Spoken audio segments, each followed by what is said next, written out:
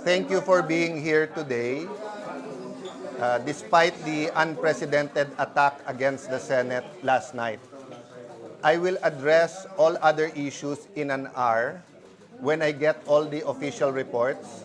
I'm waiting from the report from the PNP, from the side of the investigation ni Sec. John Vic at saka ni Chief PNP Nartates. I will discuss with you muna yung receipt ng article of impeachment, articles of impeachment. I just want to address one issue.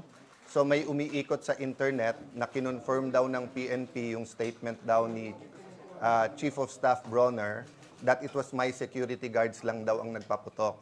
That's fake news. Since last night, when Sec. John Vic came here, we've been hearing conspiracy theories from both sides. One side, that it's the government that attacked, and the President called me, President Bongbong Marcos, and assured me it wasn't government. Okay? But I told him our concerns about the NBI. So, and I told him, I thanked the President for the immediate call. I informed him that we're safe at that point in time, and I informed him of the inconsistencies ng statement ng NBI.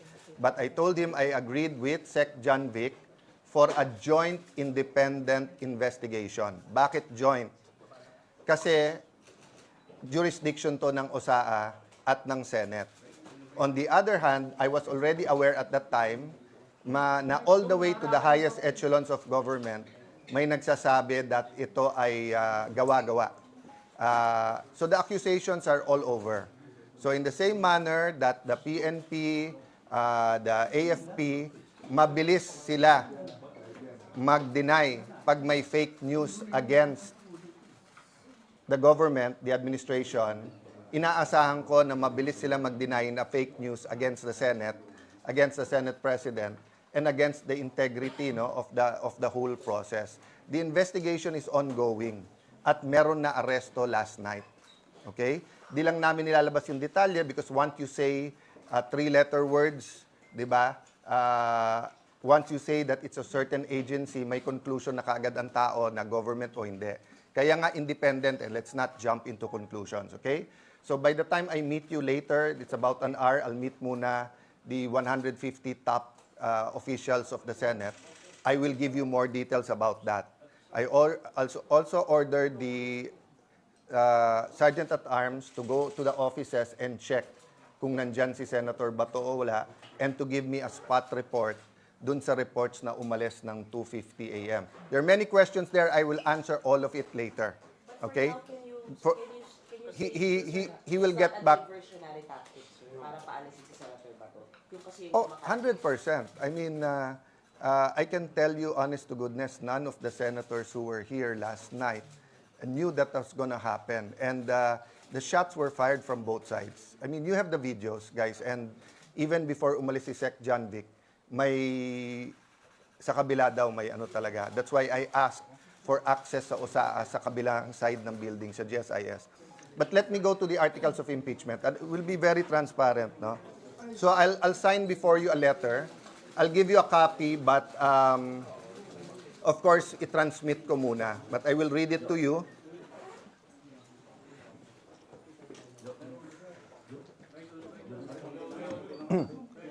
The Honorable Faustino Boji D. III, Speaker, House of Representatives, Batasan Hills, Quezon City. RE, Articles of Impeachment against Vice President Sara Zimmerman Duterte. Your Honor, the Senate is in receipt of the resolution setting forth the Articles of Impeachment against Vice President Sara Zimmerman Duterte, including all annexes thereto, transmitted by the House of Representatives. Pursuant to Rule 1 of the Senate Rules of Procedure on Impeachment Trials, the Senate has taken proper order of the impeachment and shall immediately proceed to its consideration, consistent with its mandate under Article 11, Section 3 of the Constitution. The Secretariat has been directed to include the articles of impeachment in the calendar for ordinary business for referral to the impeachment court, which shall be convened on 18 May 2026, 3 p.m. or at the possible soonest time absent any question on the rules and procedure related to the transmitted articles. The parties shall in due course be directed to appear before the Senate sitting as an impeachment court on a date to be determined subsequently. We trust the foregoing is in order. Thank you. Very truly yours, Alan Peter Cayetano, Senate President. Copy furnished the Honorable Zara Z. Duterte, Vice President, Republic of the Philippines. So we'll send this. Pagka-send, we'll give you a copy. Yung countersign. Someone countersign. SecGen siguro, countersign.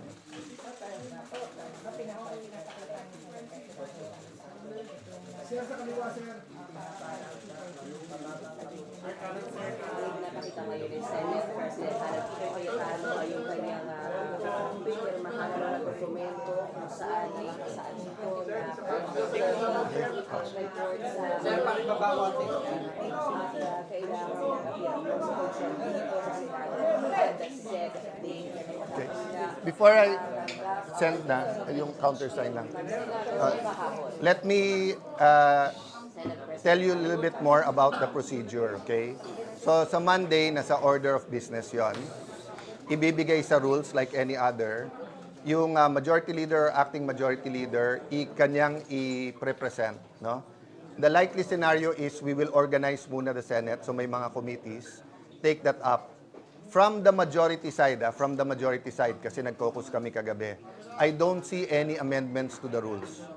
So if there's going to be any, I'm not saying there will be, I want to be clear, I'm not accusing anyone of delays.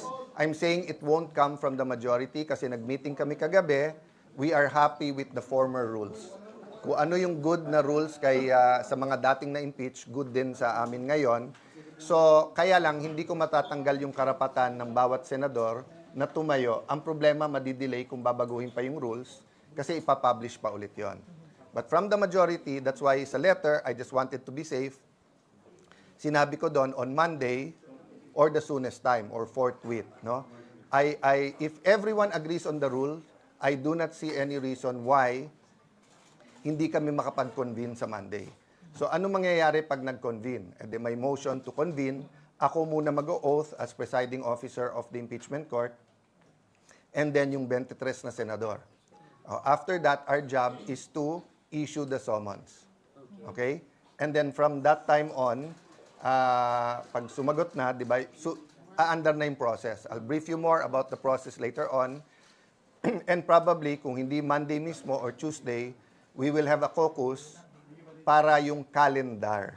So the biggest issue for me is the balancing between the legislative work given the mga crisis na humaharap. Kung maganda takbo ng ekonomiya and we don't need any urgent legislation, pwedeng mag 90-95% sa impeachment court eh. Unless nga sabi ng mga senador, pwede pa rin, bilisan na lang. But you know, madaling yung sarili mo lang inasahan mo. Halimbawa, Alan, bilisan mo sa pagpunta ng Senate. Alan, bilisan mo yung sulat. That's under my control more or less, di ba? But when you say it's a trial, you cannot stop both sides from presenting the number of witnesses na gusto nilang sabihin. So, madaling sabihin, bilisan, at madaling sabihin, it will finish by this month or that month. But all of those will be approximations. Okay? So, Any question? Yung po as impeachment court, yun talaga forthwith. Pero how about the trial proper? When is the latest trial going to Once you convene and issue the summons, dediretso na yun. Pero yung trial proper is Yung forthwith, yung trial proper po ay after all the Yeah, procedures. susundin mo lang yung number of days. So, walang delay yun. Kung ano na sa rules, kung ano na constitution, yun. the trial proper maybe Oh. in June? Maybe in June is the trial proper? July? I don't want to preempt the calendar. But if it's 15 days, so we will follow. Actually, what we're doing now, after the meeting, then seeing you, we're gonna make a draft calendar.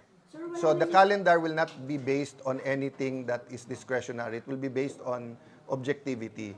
So kung nakalagay sa rules, ganitong number of days para sumagot, this number of days sumagot, then trial na kaagad. So ano po ngayon ang sagot, SP, doon sa sinabi na yung pagpapalit ng liderato ng Senado ay para ma-block yung impeachment trial? Again, I'm trying to get a united Senate.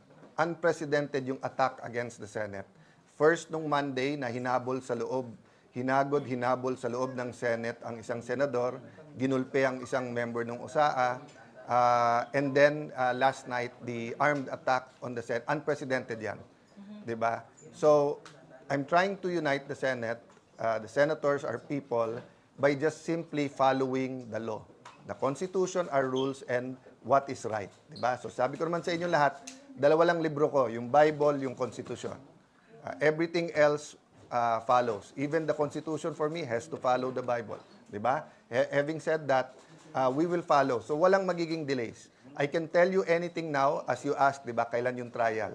So if I have the trial July, August, then dinelay ko. Offhand lang, Diba? Offhand lang, ST. For you, yung trial po ba ay dapat araw-araw, Monday to Friday, or MWF? Offhand for you. What would you Offhand, either Monday to Wednesday or Monday to Thursday. Definitely hindi hanggang Friday because you need a motion day. Diba? So, and the question for me, the bigger question to me, is it Monday to Wednesday whole day, Okay.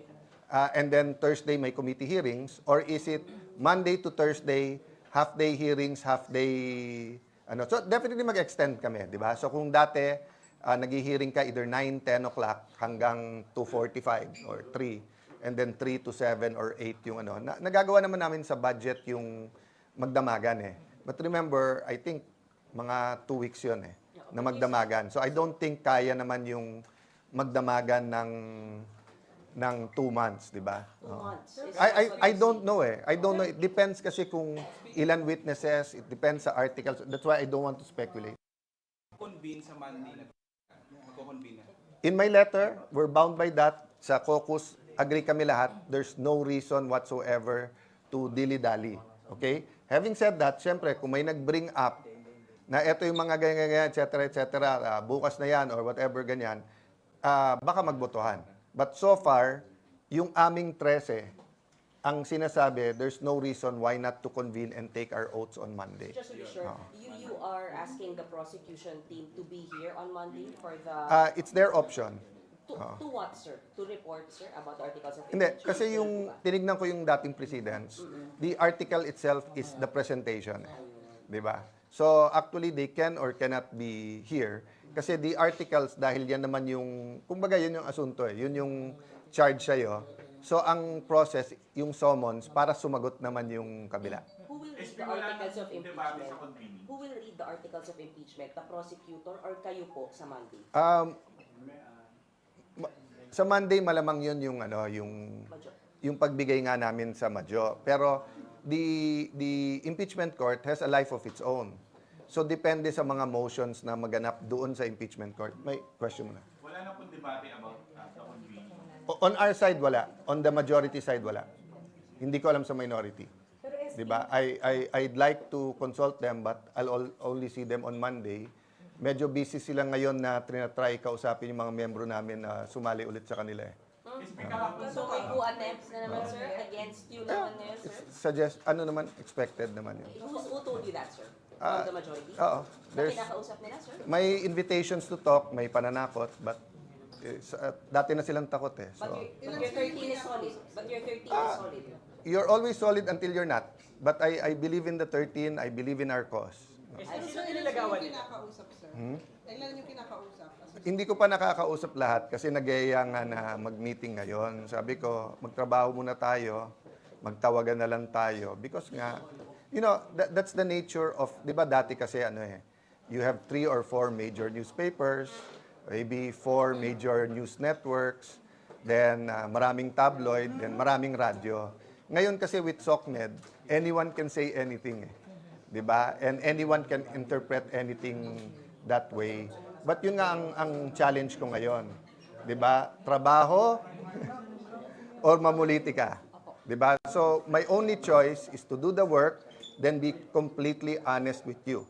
So in an hour, I will be completely honest what happened kay Senator Bato and where the investigation with the PNP is. But uulitin ko lang ha, PNP, AFP, lahat, NBI, hindi tayo magkakalaban, we're one government. 'Di ba? But we have to respect the judiciary, the same manner the executive, but also respect the legislative department. So in the same manner, kung may fake news, I expect them to address that immediately. Sir, di ba nag-caucus po ang majority block about sa impeachment? So, wala mo bang uusbong? Wala kayang surpresang susulpot na motion from the majority block para pag nag-convene na kayo sa impeachment court ay ipa-dismiss yung articles of impeachment? So you always talk in the realm of probabilities and possibilities. Okay? In a collegial body, there's always a possibility, kahit sa minority. Kahit sabihin mong before the oath, hindi impartial lahat, merong gusto mag-dismiss, meron hindi, etc. No? So I can only discuss with you my call. I cannot talk for everyone. I can tell you kung ano na pag-usapan, and everyone said we should have the trial, and there's no, walang isa man nagsabing hindi mag-trial. So I can only answer myself. I will act in accordance with the rules. There always has to be legal grounds. And I will decide based on truth and evidence. Sa May 13, walang nagsabi na Sa 13, walang nagsabing ayaw mag-trial. Makakadali po kaya, so magagampanan kaya ni Senator Bato? Magagampanan mo kaya ni Senator Bato ang pagiging senator judge ng walang panganib o risk na arrest? I'll answer all questions, Senator Bato, mamaya, but quickly, I hope so. Hindi ko hawak yung attendance at yung di ba? I hope ma-resolve ng korte kasi pag wala naman threat kay Senator Bato, gusto naman niya pumasok eh.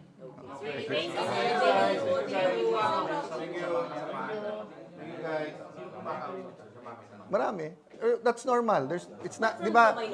Parang pagsakay sa kotse ni Pia Cayetano yun, di man bawal eh. Pero kumakausap from the minority block. From the minority. Sir, kabilang ba dun sa... Ang instructions ko, Kailan sir nagsimula yung this morning, nagyayang kwentuhan. Sabi ko naman dun sa kausap ko, sabihin mo puntahan ako, sumali sa amin. Pero Yan yung lang. kausap ba? Kasi nagsabi sa inyong kinausap sila. Yeah, I'll address that later. Later. Basta expect that. I mean, magulat tayo kung wala, di ba? SP kayo rin po may kinakausap kayo na sumama sa inyo. Sorry?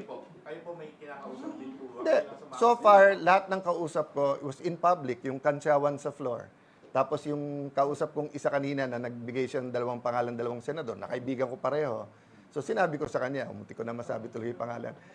Sabi ko sa kanya, pakisabi, kung gusto nyo, sama ako. Tapos sumama na sila sa atin. Natawa lang siya. Pagkausap sa mga kasama niyo, sir, ay para pumunta sa kanila sa kabilang bakod. Hindi. Sila ang nagyayang makipag-usap. Yun nga, sir, yung from Pero minority yun block. nga, kaya kami hindi nakipag-usap last week kasi minsan may kasamang pananakot. We consider it naman fake news. Ano klaseng pananakot? Matalino naman kayo eh. Alam niyo naman yung I'll talk later. Pero gusto nila lumipat sa kanila, sir. Pero gusto nila lumipat sa kanila. Sir, ginagamit sir yung mga case sir, ginagamit yung mga pending cases sa kanila. Para hindi speculation. Okay na po, thank you.